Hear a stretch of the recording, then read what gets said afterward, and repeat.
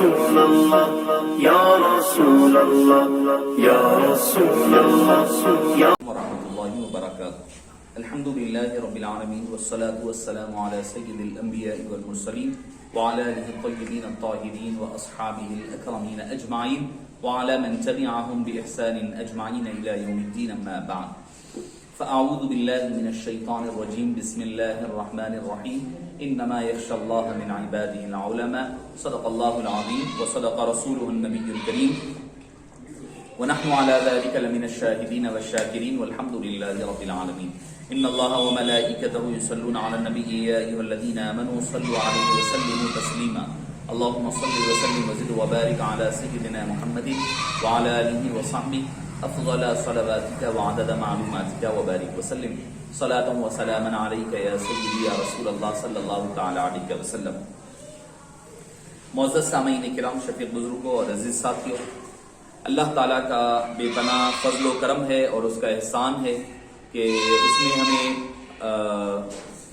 اسلام میں شامل فرمایا اور اسلام کی دولت سے فیضیاب فرمایا، اور ساتھ ہی ساتھ حضور اکرم صلی اللہ علیہ وآلہ وسلم کی امت میں پیدا فرمایا۔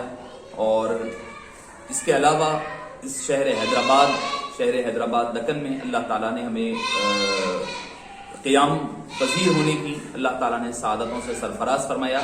شہر حیدرآباد جو کہ اپنی منفرد شان اور پہچان رکھتا ہے، اس کا منفرد مقام عالم اسلام میں بھی اور دنیا بھر میں اس کا ایک منفرد شان اور اس کا منفرد مقام و مرتبہ پایا جاتا ہے۔ معزز سامعین کرام، اللہ تعالیٰ نے اس حیدرآباد دکن کو علماء کرام، اولیاء کرام، صلحاء اور پھر جامعہ نظامیہ جیسی عظیم دینی درسگاہ، ازہر ہند جیسی بے مثال اسلامک یونیورسٹی سے ہمیں فیضیاب اور متصل کیا، جس کا جتنا احسان کیا جائے اتنا کم ہے کہ اللہ تعالیٰ کا بے پناہ احسان ہے۔ معزز سامعین کرام، اللہ والے اہل علم کون ہوتے ہیں؟ علم والے وہ ہوتے ہیں جو سب سے زیادہ خشیت الہی اور تقوی کے پابند ہوتے ہیں۔ یعنی عالم ہونے کی پہچان سب سے بڑی یہ ہوتی ہے کہ وہ اتنا زیادہ متقی ہوتا ہے، اللہ سے ڈرنے والے ہوتے ہیں۔ اگر معزز سامعین کرام اس کی اگر ہم مثال دیکھیں تو وہ مثال ہمیں حضرت امام ثانی امام اعظم ابو حنیفہ فقیہ الاسلام اور نابغہ روزگار حضرت سیدنا ابو الوفا الافغانی قدس اللہ سرہ العزیز کی ذات مبارکہ میں نظر آتی ہے کہ اللہ علم والے، انما یخشی اللہ من عبادہ العلماء، علماء ہی حقیقتاً خشیت الہی پر گامزن رہنے والے اور اللہ سے ڈرنے والے، سب سے زیادہ اللہ سے ڈرنے والے اہل علم ہوا کرتے ہیں، علماء کرام ہوا کرتے ہیں۔ معزز سامعین کرام، حضرت ابو الوفا الافغانی علیہ الرحمۃ والرضوان کی ذات مبارکہ اور آپ کی شخصیت اہل دکن کے لیے اور خاص طور پر عالم عرب کے لیے کوئی نئی شخصیت نہیں ہے۔ آپ کا نام نامی اور اسم گرامی سید محمود تھا۔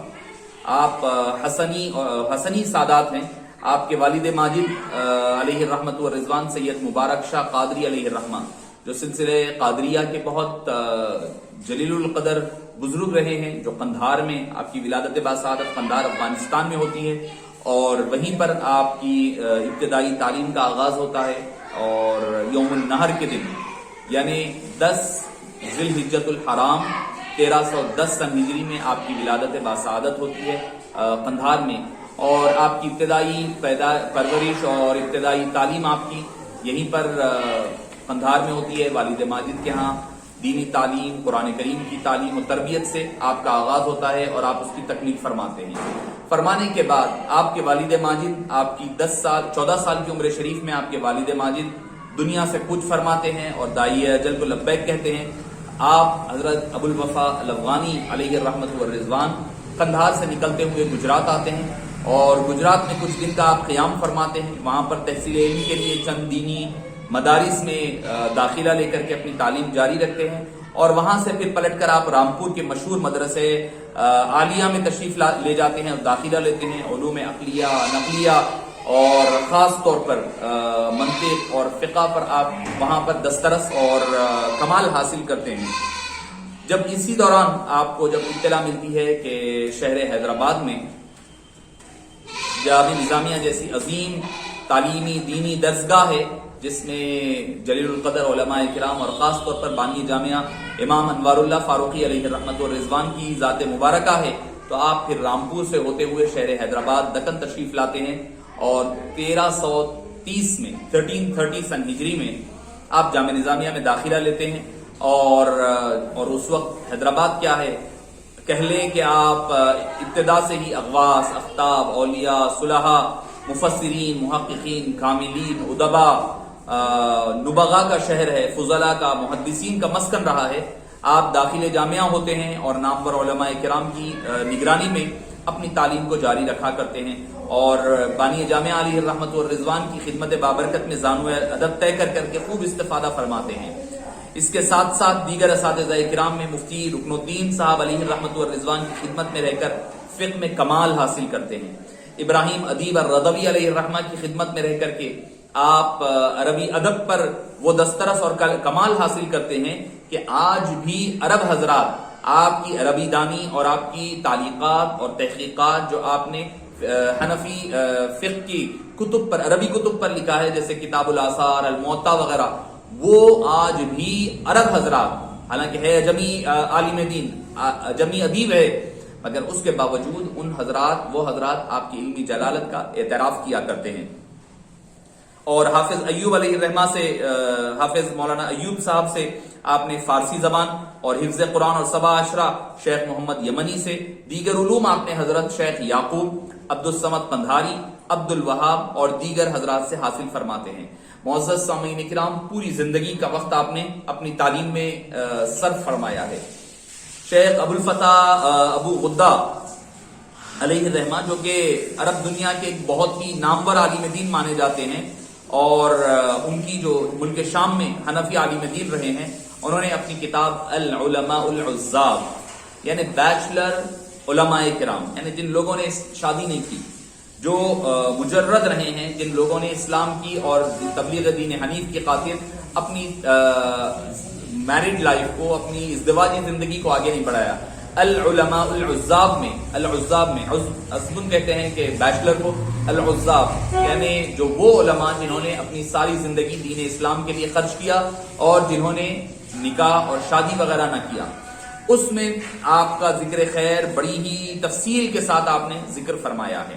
معزز سامعین، زاہد الکوثری علیہ الرحمہ عرب دنیا کے بہت بڑے نامور عالم دین ہیں، وہ بھی آپ کو خطوط لکھا کرتے تھے، خطوط لکھ کر کے آپ سے جن کتابوں پر کام ہونا ہے فقہی کتب پر، اس کو آپ دیا کرتے۔ تو امام حضرت ابو الوفا الافغانی علیہ الرحمت والرضوان اور قدس اللہ سرہ العزیز نے عرب اور عجم کے جو سرگرم علماء کرام تھے 1370 عیسوی یعنی 1350 سے 1370 کے دوران آپ نے بڑے بڑے علماء کرام سے رابطہ کیا اور اس کے بعد ایک احیاء العلوم، احیاء المعارف النعمانیہ کی بنیاد رکھی، اور اس میں زاہد الکوثری علیہ الرحمہ، ابو الفتح ابو غدہ علیہ الرحمہ، ڈاکٹر حمید اللہ، جو باہر کے جو حضرات تھے، ان حضرات سے آپ نے رابطہ کیا، قاہرہ، مصر وغیرہ، شیخ رضوان، قاہرہ کے شیخ رضوان، محمد رضوان اس ادارے کے وکیل مقرر کیے گئے، اور حضرت ابو الفدا پروفیسر عبدالستار خان نقشبندی علیہ الرحمہ اس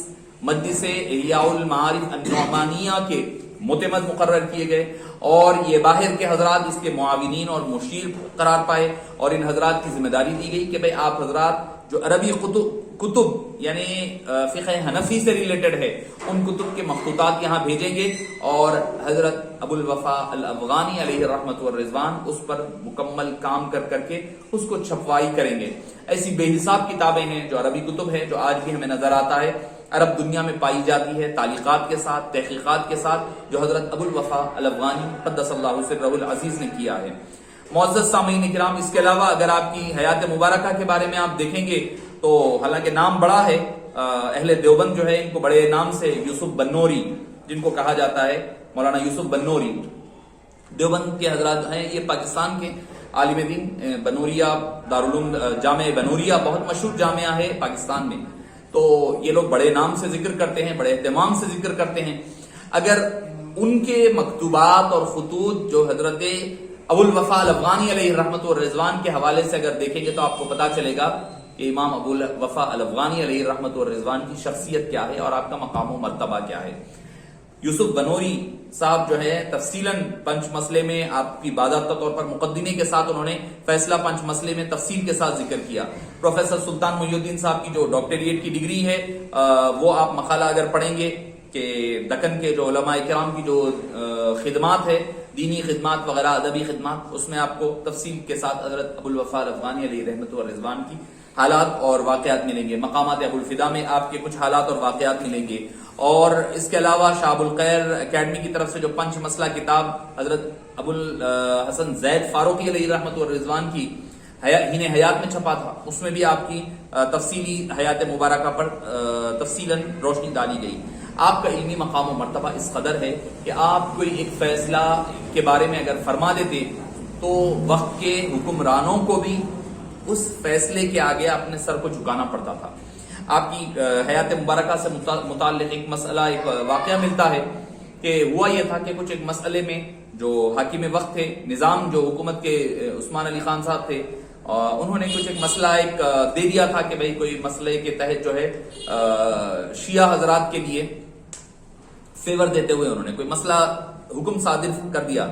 جب حضرت ابو الوفا الافغانی علیہ رحمہ جب جامعہ کا جلسہ ہو رہا تھا، اس جلسے میں حضرت ابو الوفا الافغانی علیہ رحمت و رضوان نے اعلان کر دیا کہ جب کوئی حکمران اگر شیعہ ہو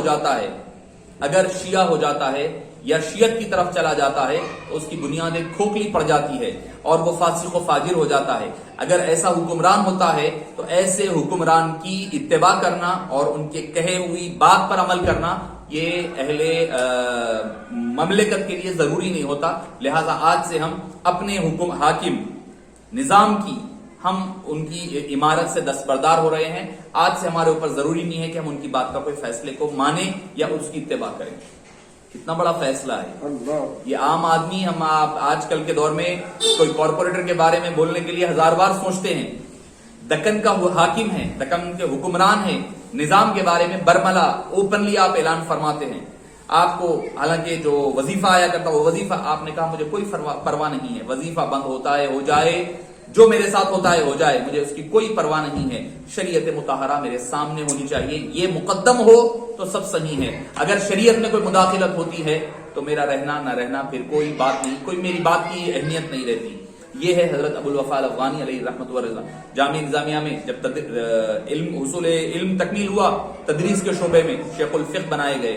مفتی کے آپ پوسٹ پر صدر مفتی کے طور پر، چونکہ پہلے تو یہی تھا جامعہ نظامیہ کا اسلوب کہ شیخ الفقہ ہی صدر مفتی ہوا کرتے.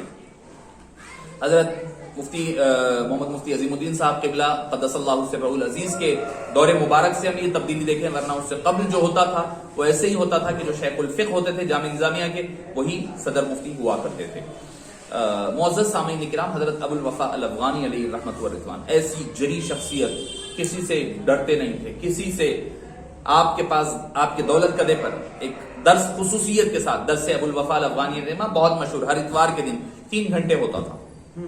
3 گھنٹے درس چلتا تھا مسلسل. 11 بجے سے لے کر غالباً ظہر تک مسلسل درس آپ کے دولت قدہ جلال کوچے میں جہاں آپ قیام پذیر تھے وہاں پر چلا کرتا تھا. اور 3 گھنٹے جس میں علماء، جامعہ نظامیہ کے علماء، شہر حیدرآباد کے مشہور مشائخین کرام، سبھی حضرات اس درس میں شریک ہوا کرتے تھے. لوگ اس درس میں شرکت اپنی سعادت مندی سمجھا کرتے تھے. اور ایسا وہ درس کی معاملے میں بھی ہم والد گرامی علیہ رحمہ سے سنا کرتے. وہ درس میں ایسا ہوتا کہ حضرت کا معاملہ ایسا کہ حضرت کے بنائے ہوئے اصول، یعنی لوگ وقت کی پابندی ہونی ہے، سب آ جانا ہے، سب بیٹھ جانا ہے، اور سامنے کی صف میں سادات کرام کو بٹھانا ہے. پھر سادات میں اگر بچے، بابا حضرت فرمایا کرتے میں عمر میں چھوٹا تھا، بڑے بڑے علماء کرام ہوتے، وہ ان کو کہا جاتا کہ آپ پیچھے بیٹھیں گے، سادات کرام ہے تو وہ پہلی صف میں رہیں گے. اور متشرع اور کوئی مطلب اوپر کا بٹن کھلا ہوا بغیر ٹوپی آ جائے تو فرماتے اس دن کا درس نہیں ہوا کرتا. درس میں زجاجۃ المصابی یعنی درس تصوف اور درس حدیث 2 ملا کر کے دیا کرتے. درس حدیث میں زجاجۃ المصابی حضرت محدث دکن علیہ رحمت و رضوان. آپ دیکھیے حالانکہ دیکھا گیا تو دونوں معاصر ہیں، ایک وقت کے علماء ہیں. کئی معاملات میں حضرت ابو الوفا الافغانی علیہ رحمہ اختلاف بھی فرمایا کرتے حضرت محدث دکن علیہ رحمہ سے، یعنی عصر کی نماز تاخیر سے پڑھنے پر آپ کا اختلاف تھا. آپ خود فرماتے. اور نفل نمازوں کی جماعت کے بارے میں بھی حضرت ابو الوفا الافغانی علیہ رحمہ کا اختلاف تھا. حضرت محدث دکن علیہ رحمہ اختلاف مطلب علمی طور پر اختلاف، کوئی لڑائی جھگڑے. آج کا ہمارا اختلاف نہیں ہے. اختلاف ہے تو گالی گلوچ کرنا، کسی کی شخصیت پر حملے کر دینا. دیکھیے بابا حضرت اکثر فرماتے میاں دیکھو اگر کوئی آدمی آپ کے اوپر پرسنل اٹیک کر رہا ہے، کبھی ہم پوچھتے کہ بھئی اب ایسے معاملات آ جاتے ہیں کئی دین کے کام کرتے ہوئے کہ کئی مرتبہ ایسی دل ٹوٹ جاتا ہے کام کرنے سے، تو فرمایا کرتے میاں دیکھو جب کوئی آپ کے اوپر شخصی حملہ کر رہا ہے، پرسنل اٹیک ہو رہا ہے، تو سمجھ جائیں آپ کے کام کا اس کے پاس جواب نہیں ہے. صحیح. آپ جو کام کر رہے ہیں نا اس کام کا آپ کے پاس اس کے پاس جواب نہیں ہے، تو لہٰذا وہ کام کا جواب نہ دے سک رہا ہے، اسی لیے آپ کی شخصیت پر حملے ہو رہے ہیں.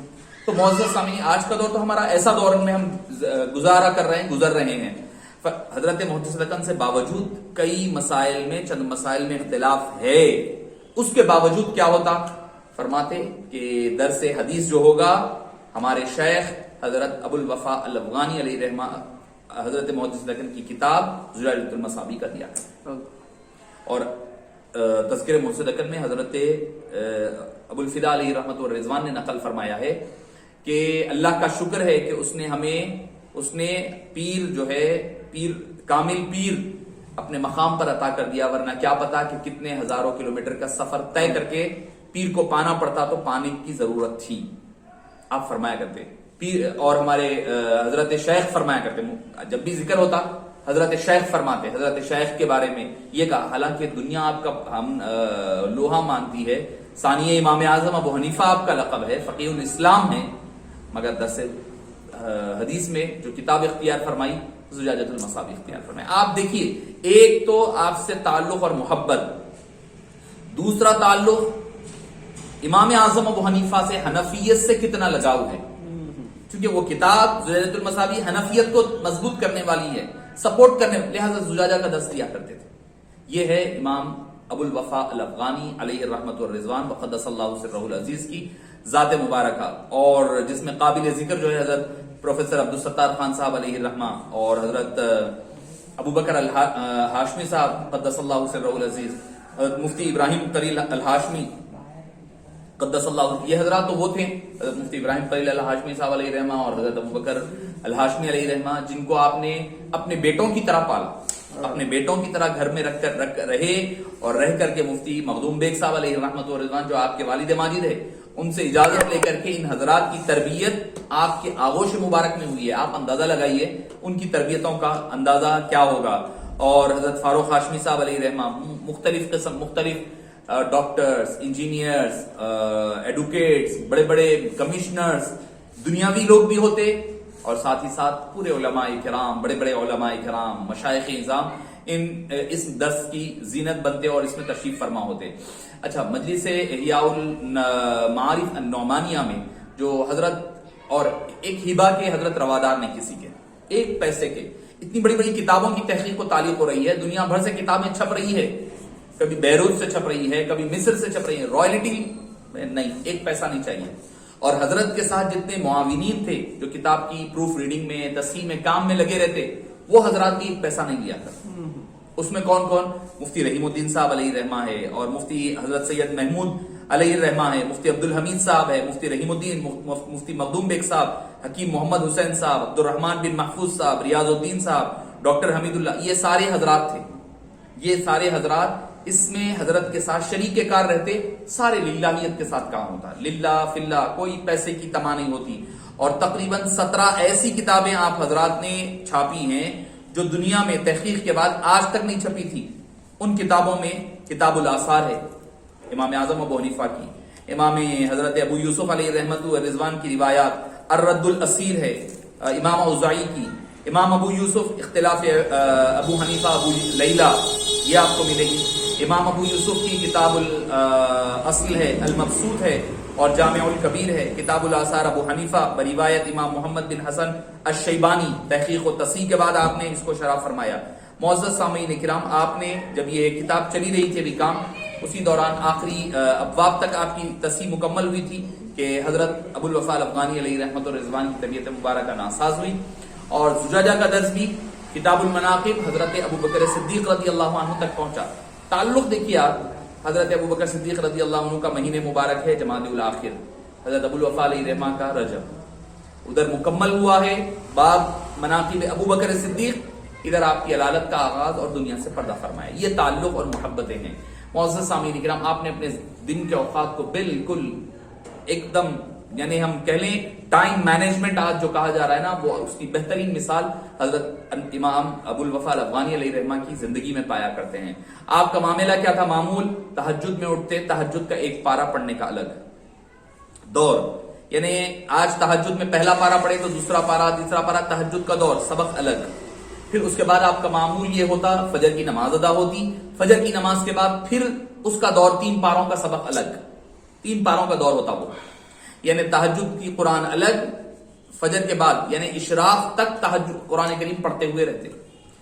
بابا حضرت علیہ رحمہ فرماتے ایک مرتبہ حضرت حکیم محمد حسین صاحب شیخ الحدیث سابق شیخ الحدیث علیہ رحمت و رضوان جامع نظامیہ کے پاس کسی دعوت کے ضمن میں ناشتے پر دعوت تھی، تو بابا حضرت فرماتے کہ حضرت جلال کوچے سے نکل کے یہاں پہنچنے تک قرآن کریم مسلسل پڑھتے رہے، کسی سے کوئی بات نہیں فرمائی. یہ معمول ایسا، اس قدر الفاظ جتنے ہیں ان کے لیے بھی ضروری ہے کہ ہم اپنا معمول بنائیں. ایسا نہ ہو کہ میرا خود بھی ایسے ہوتا، رمضان قریب آتا ہے تب ہم قرآن کھولا کرتے ہیں. آپ فرماتے ہیں کہ نہیں، ایک اللہ تعالیٰ نے جو پوچھا گیا الگ الگ دور کیوں ہیں، تو فرمایا ایک تو سبق وہ ہے جو ریگولر پڑھا جا رہا ہے، بولے اور ایک پارا میں اس لیے پڑھتا ہوں کہ اللہ کا شکر ادا کرتا ہوں ہر دن کہ اللہ نے مجھے حافظ بنایا. اللہ بطور شکرانہ ڈیلی ایک پارا پڑھتا ہوں میں. 3 پارے تو دور کے سبق کے علیحدہ ہے، ایک پارا ہر دن، ایک دن کی بات نہیں ہو رہی صاحب، یہ ایک دن ہم پڑھ لیے تو بڑی بات ہو جاتی ہے. اور حفاظ کرام ماشاءاللہ معاملہ ایسا ہوتا ہے کہ سب کو ہم کہتے ہیں کہ قرآن کریم کی تلاوت کریں، مگر ہم لوگ ہی رمضان کے بعد شوال سے لے کر پھر رجب تک ہمارا تھوڑا تعلق ٹوٹ جاتا ہے قرآن کریم. اللہ ماشاءاللہ اہل حفاظ ہیں کئی ایسے بھی جو پڑھنے پڑھانے والے ہیں، وہ علیحدہ ہیں، مگر اپنا جو مستقلاً ایک دور چلنا ہے وہ دور نہیں چلتا. تو اس چیز پر توجہ. حضرت مجھے اچھا یاد ہے حضرت الطاف حسین صاحب علیہ رحمت و رضوان جب بہت علیل ہو چکے تھے، پرانی حویلی قدیم مکان میں آپ قیام پذیر تھے، میں بابا حضرت کے ساتھ گیا تو بابا حضرت جب مل کر واپس آ رہے ہیں ہم لوگ تو ہاتھ پکڑا، سید صاحب سادات ادھر آئیے، بولے ہاتھ پکڑ کر کے کھینچ کر کے فرمایا کہ اپنے ہاتھ کو پکڑ کر سینے پر رکھ کر کہنے لگے سید سادات آپ گواہ رہنا میرے دل میں میرا قرآن محفوظ ہے، اور محفوظ قرآن لے کر اللہ کے رب بہت بڑی بات ہے، بہت بڑی بات ہے کہ میرا قرآن محفوظ ہے اور جیسا قرآن یاد کیا ہے ویسا اپنے رب کے دربار میں لے کر جا رہا ہوں. سادات آپ گواہ رہنا میرا قرآن محفوظ ہے. سنایا کرتے تھے حضرت الطاف حسین صاحب علیہ رحمہ حافظ کو، ایک جیسے ٹیوشن ہوتا ہے نا ویسا ٹیوشن لگا کر کے ایک شخص کو بلا کر مہینے کو پیسہ دیتے اور ان کو ڈیلی ایک ایک پارا سنایا کرتے. یہ ہے ہمارے اسلاف کا کردار. حضرت ابو الوفا الافغانی علیہ رحمہ، پھر اس کے بعد جامعہ کی مصروفیات، اپنی تحقیق کی کام، تدریس کا کام، نمازیں اپنے اوقات پر ہو رہی ہیں. پھر عشاء جیسا ہی ہو جاتی، فرماتے لا کلام بعد العشاء، عشاء کے بعد کوئی بات نہیں. کوئی اگر غلطی سے جا کر دستک بھی دے دیتا تو بڑی ڈانٹ پڑتی تھی اس کو کہ رات اللہ نے سونے کے لیے بنائی ہے، تم ایسے اس لیے پھرتے ہو.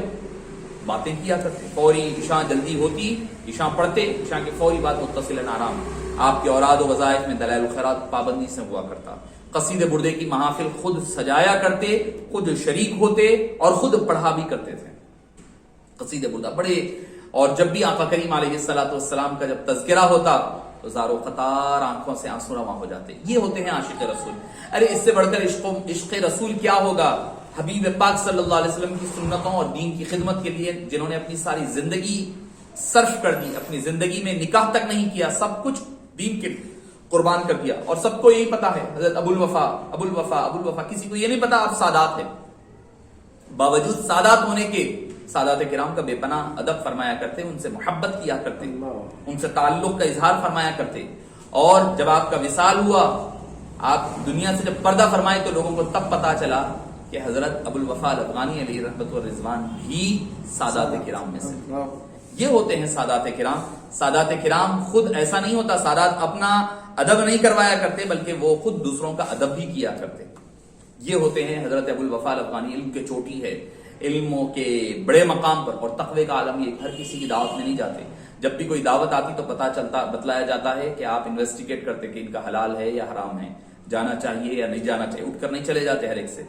بابا حضرت فرماتے ایک مرتبہ ہوا یہ کہ کوئی آئے اور آ کر کے وہ پہلے حضرت محدث صدقان علیہ رحمہ کے پاس گئے، بہت بڑے شہر حیدرآباد کی بہت بڑی ہستی میں حضرت محدث صدقان علیہ رحمہ کر گئے، اور جا کر کے انہوں نے کہا حضرت دعوت ہے۔ چونکہ حضرت کا معاملہ یہ تھا کہ صوفی ہے، حضرت جو ہے لوالے ہیں، کسی کا دل دکھانا مقصود نہیں ہوتا۔ آپ نے کہا ٹھیک ہے، دعوت کو قبول کر لیا، ٹھیک ہے، ہو سکتا ہے کہ وہ جاتے یا پھر حضرت کی نظر کچھ اور چیز کو دیکھ رہی تھی، ایسا نہیں کہ حضرت ابوالوفا الافغانی نہیں گئے تو حضرت محدث صدقان گئے، اس میں کوئی الگ الگ لوگ کر دیا کرتے ہیں، بھائی وہاں گئے ان کو نہیں پتا تھا۔ دیکھیے مسئلہ کیا ہوتا ہے کہ اللہ والوں کی نظریں کہیں اور بھی دیکھتی ہے، یہ ہو سکتا ہے کہ وہ دعوت جس پیسے سے کرنے والے تھے ہو سکتا ہے کہ وہ حلال ہو، اور اس میں بھی پھر کلام ہے۔ یہ یہاں سے حضرت ابوالوفا صاحب کے پاس گئے، جا کر کہا حضرت دعوت ہے، کئی کی؟ بولے یہ ہے۔ بولے تمہاری کمائی کیا ہے، تم کماتے کیا ہیں؟ حضرت میرا اخبار چلتا ہے، میں اخبار کا ایڈیٹر ہوں، ایسا مدیر ہوں۔ اچھا ٹھیک ہے، ہم تمہارے تحقیق کریں گے کہ تمہاری حلال کمائی ہے یا نہیں ہے، اس کے بعد دعوت قبول کریں گے، 1 دن 2 دن کے بعد آنا۔ 2 دن کے بعد جب وہ واپس آئے، 1 دن کے بعد مدیر ہے، چیف ایڈیٹر، ایک فیمس حیدرآباد کے مشہور اخبار کے ایڈیٹر ہے، وہ آئے، اور ان کا بھی انداز دیکھیے۔ اگر آج کے دور میں کسی کو چھوٹے کو بھی کہتے بھائی میں معلوم کر کے کل بولتا ہوں، بہت صاحب کو دماغ آ گیا ہے، بہت چڑھ گیا ہے، چھوڑ دیتے۔ یعنی پہلے والے ادب کرنے والے لوگ تھے۔ وہ آئے، دوبارہ پہنچے، حضرت کیا معاملہ ہے؟ بولے دیکھو میاں میں تمہارا پوری تحقیق کیا، تمہارا اخبار میرے سامنے ہے، پورا اخبار پڑھا میں، تمہارے اخبار میں ایک فلم کا ایڈ بھی چھپا ہوا ہے، اشتہار چھپا ہوا ہے، یعنی تم فلم دیکھنا گناہ ہے، اور گناہ کی تشہیر کرنا اور لوگوں کو برائی کی طرف بلانا یہ بھی گناہ ہے، تو لہٰذا تمہاری کمائی حلال نہیں ہے، میں تمہارے پاس نہیں آتا۔ اللہ، تقویٰ دیکھیے، پرہیزگاری دیکھیے، آپ کبھی سوچے بھی نہیں ہوں گے کہ ایسا ہو سکتا ہے۔ ٹھیک ہے، فقہاء کرام فرماتے ہیں کہ ٹھیک ہے، اگر کسی کی کمائی میں مختلف ہے، یعنی 2 چیزیں ملی ہوئی ہے، یہ دیکھا جاتا ہے اگر کسی کی کمائی زیادہ حلال ہے تو اس کو حلال کا فتویٰ دیا جاتا ہے، ٹھیک ہے، اس کے پاس دعوت جانا کرنا حلال ہے، یہ ایک فقہی مسئلہ، یہ فتویٰ ہے، وہ تقویٰ تھا۔ انما یخشی اللہ من عبادہ العلماء، اللہ کے جو نیک بندے علماء ہوتے ہیں وہ سب سے زیادہ متقی پرہیزگار ہوتے ہیں، سب سے زیادہ حلال حرام کی تمیز۔ چلے گئے، وہ اٹھ کر چلے گئے، بولے حضرت محدث صدقان کو بھی کہا تھا میں نے، وہ بھی آنے کے لیے ہاں کہے ہیں، تو کیا فرمایا کہ میں ایک چھوٹا سا تالاب ہوں، درجے سے چھوٹا ہوں، اس میں تھوڑی بھی ناپاکی گر گیا ہے تو پورا پانی ناپاک ہو جاتا ہے، وہ ایک دریا اور سمندر ہے، اس کے اندر چڑیا حق بھی دے تو اس میں کوئی فرق نہیں پڑتا۔ یہ ہے حضرت ابوالوفا الافغانی علیہ رحمت و رضوان کا معاملہ۔ پھر کچھ دن کے بعد وہی مدیر صاحب، وہی ایڈیٹر صاحب پھر دوبارہ آئے، آ کر بولے حضرت دعوت۔ ارے نہیں بولا نا میاں میں، بولے نہیں حضرت میرے آم کا باغ ہے فلاں جگہ پر، امرائی ہے، وہ امرائی کی جو ہے نہیں کٹوئی ہوئی ہے، تو اس کی وجہ سے جو اجرت آئی ہے اس اجرت کے اس پیسوں سے میں دعوت کرنا چاہتا ہوں، دعوت کر رہا ہوں۔ تو آپ نے فرمایا ٹھیک ہے، پھر ہم تمہارے پاس دعوت میں آتے۔ معزز سامعین کرام، یہ ہے علم اپنی چوٹی پر، تقویٰ اپنی چوٹی پر۔ آج اہل علم حضرات کے لیے بھی یہ نصیحت ہو، ہمارے لیے سب کے لیے ایک نصیحت ہے، ہم علم والے عالم ہونے کا دعویٰ تو کرتے ہیں مگر اپنے اسلاف کی طرح کردار بھی ہونا ہے۔